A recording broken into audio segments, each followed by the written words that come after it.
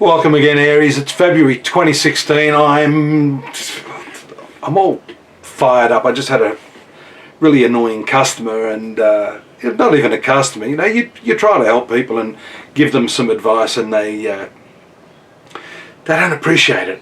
And that's the problem when you receive something for nothing. There's a tendency, not with everyone, but most people I've found, to not appreciate what it is they're receiving for free. Hence, the more valuable the ticket item, the more you'll appreciate what you get. And value does seem to be a very, very important component of your month this month. As I said in my introduction, I want to, in a way, steer away from the typical day-by-day transit rundown that you're going to get with the 10,000 other astrologers online right now. I want to tell you that the conjunction of Venus with Pluto, with Mercury, this very powerful combination in the sign of Capricorn throughout this month, is particularly important for you. You have to be careful that you are not overworking, and this is some advice I've given myself lately. We've all got a tendency to have a sense that, you know, things are not going to work out, or we get worried. Where's the money going to come from? This is all related to mistrust. You have a mistrust at the moment. Now, Pluto is naturally given to that mistrust. It is the ruling planet of the sign of Scorpio. That sign particularly is prominent now as your 8th house, and the Moon and Mars are also in this particular area right now. So you're very emotional about money, perhaps concerned about where that money is going to come from this month. And it's a pretty big pill to swallow when I say you just have to have trust. And what does that mean? Well, it doesn't mean not doing anything, but it means doing things in a very, very different way. And the advice that I give myself repeatedly over the years is release. It's releasing this notion that you've got to hold on to it and go after it and passionately grab it and take it and fight for it. And that's your nature, to fight for what you want. So what I'm saying is that just sitting back and trusting, like a magnet, you're going to attract this to you. You know, you've got to have your mechanisms in place, but that has to be done in a much more trusting, relaxed manner. I'm going to give this same advice to Scorpio, because that's the other sign of the zodiac that is ruled by Mars, co-ruled by Pluto, and that is a big piece of trust, because the moment we think we're not doing anything, we think the whole house of cards is going to collapse. And this is particularly notable for you this month in your career sector, because your career now, you know, has that Pluto, well, that's going to have that there for a while, Venus there, the finance planet, and your 6th ruler Mercury there.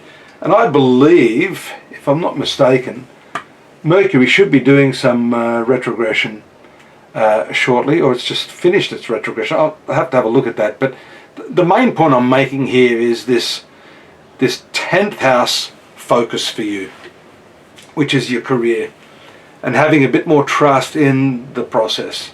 Venus in the 10th house is very, very lucky, by the way.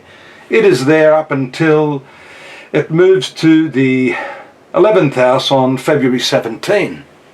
The 11th house is also a very, very good place. So when I say you've got to trust this process of money, the 11th house is the sector of income. Sun is there as the month starts in the sign of Aquarius. Then Venus will move into that area. So just relax a little bit. I'm saying, Aries, allow that process to flow, allow the money to flow, the friendships will flow as a result of that. And you mustn't let your brain become too intellectually preoccupied in solving problems.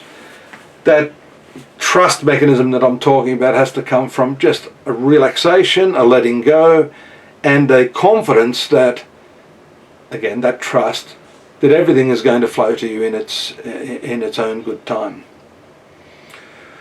We see a new moon on the 10th, again in that 11th house. So it could be that you need fresh eyes on the circumstance and a way of looking at what you're earning. In any case, friendships, the connections you normally have in your life through your business associations, through your profession, will give you the opportunity to start increasing your income. And I'll focus particularly this month on your profession and your income, because that seems to be the major area of concern.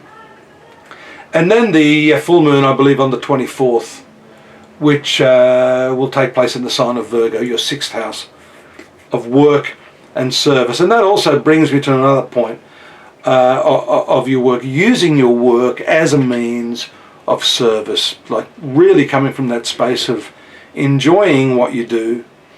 That's really hard. A lot of us are finding it hard now. Some of these transits make it difficult to actually enjoy what you're doing. You know, when everything's stacked against you, you're losing money, you got co-workers that are giving you the shits, you know, you just want out. I understand that, because we're all human. But I'm saying you just got to refocus on that which you love to do. Get into what you love to do. And I think this month is going to prove to be a much, much more solid one for you, one in which you can enjoy the fruits of your activities without getting too caught up in this Pluto energy of obsession. I gotta get the money, I gotta make it work. Chill. And that's the advice for you this month. But if you want a little more of a rundown there, as we normally give you, the website astrology.com.au will give you the more detailed analysis. You can click on the link below here, go and check out the transits for the rest of the month, the textual version of it. We've got lots of free readings. If you want a more detailed analysis, come and see me. I'll sit down with you, we'll talk face to face like this. I won't talk as much. I'll give you an opportunity to talk to, because obviously you may have some things you want cleared up, and that's the way to do it. Rather than a general reading like this, I invite you and look forward to that. Until next month, have a good one. Take care. See you soon. Bye-bye.